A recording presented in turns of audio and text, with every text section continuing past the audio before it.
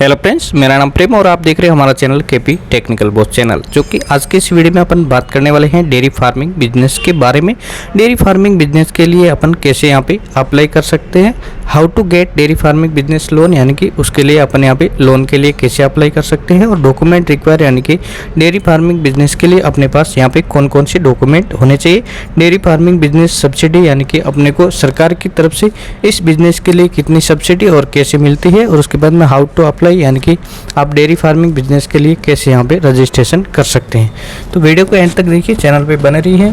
अगर आप हमारा वीडियो पहली बार देख रहे हैं तो चैनल को एक बार सब्सक्राइब जरूर कीजिए।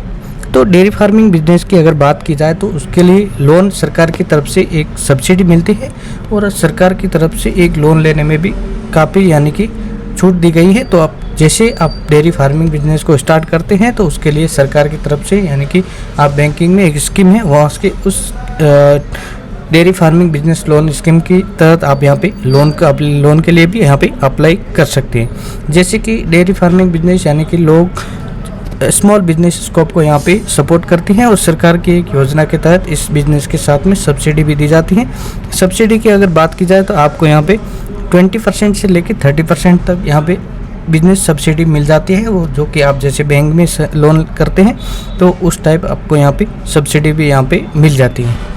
अभी यहाँ पे देखने वाले हैं कि एलिजिबल यानी कि उसके लिए क्राइटेरिया क्या है, अपन किस टाइप से इस बिज़नेस के लिए लोन ले सकते हैं। अगर आप लोन लेना चाहते हैं तो उसके लिए मोस्ट भी यानी कि आपकी एज यहाँ पे 24 यानी कि 24 साल से लेके 70 साल के बीच में आपकी उम्र होनी चाहिए।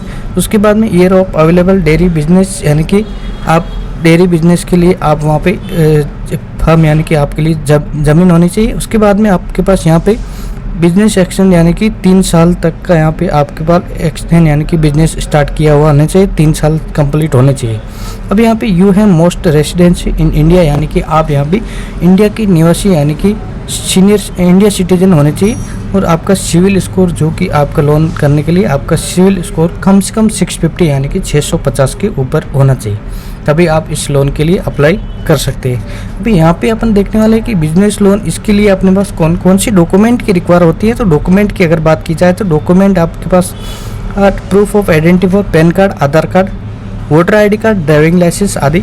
उसके बाद में प्रूफ ऑफ एड्रेस, यानी कि एड्रेस प्रूफ के लिए आपको यहाँ पे electricity bill, ration card, Aadhaar card, voter ID card, ये जो आपको यहाँ पे एड्रेस के तौर पे यहाँ पे अपने को यहाँ पे देना चाहिए। और जैसे आप एड्रेस यानी कि एड्रेस के लिए ID प्रूफ के अलग अलग डॉक्यूमेंट यहाँ पे अपने को यहाँ पे जमा करना पड़े। जैसे कि आप अगर सैलरीड है तो आपको सैलरी स्लिप यानी कि 5-6 महीने तक का सैलरी स्लिप देना चाहिए।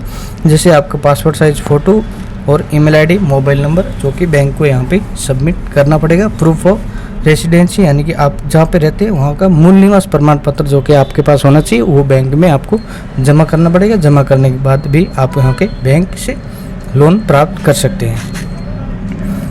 अभी यहाँ पे बात करने how to get loan apply, यानी कि डेयरी फार्मिंग बिजनेस के लिए आप किस टाइप से लोन ले सकते हैं। तो आपको यहाँ पे बैंक में सीधा जाना है। बैंक में जाने के बाद एक सरकार की तरफ चलाया गया NDFA एक डेयरी फार्मिंग बिजनेस के लिए एक योजना है, उसके तहत आप यहाँ पे जाके बैंक में लोन के लिए अप्लाई कर सकते हैं। जैसे बैंक में जाएंगे, एक आपको फॉर्म है, वो फॉर्म भर के सबमिट करना चाहिए। बाकी जो भी आपके पास जो डॉक्यूमेंट अवेलेबल है, PAN card, Aadhaar card, voting card, driving licence और एड्रेस प्रूफ के जो भी डॉक्यूमेंट है वो आपको यहाँ पे इसके बैंक में सबमिट करना था, आपको लोन यहाँ पे अप्लाई हो जाएगा। आज के वीडियो में इतना ही। वीडियो अच्छा लगा